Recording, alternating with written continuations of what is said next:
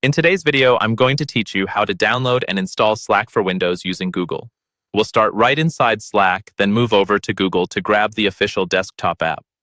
Even if you're new to Slack or not very comfortable installing software, don't worry, I'll walk you through each click in a clear, simple way.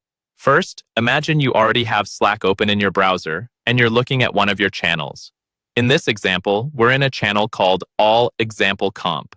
But in your case, it might be a different name, like a team channel or a company-wide announcements channel. The important point is, you're signed in, you can see your messages, and Slack is working in your web browser. This is helpful because once you install the desktop app, you'll be able to log in with the same workspace and immediately continue where you left off. Now let's move over to Google to get the desktop app.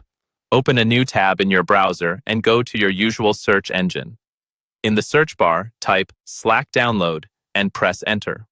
You'll see several results, but you want the one that clearly points to Slack's official download page.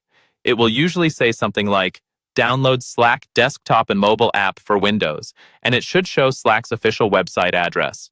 Click on that result. This takes you to Slack's download page specifically for Windows. Here, the page will automatically detect your operating system and show you the right installer. Look for the main download button, which is labeled Download 64-bit. Most modern Windows computers are 64-bit, so this is almost always the right choice. Go ahead and click the Download 64-bit button. Your browser will start downloading the Slack installer file. Depending on your internet speed, this might take a few seconds or a bit longer.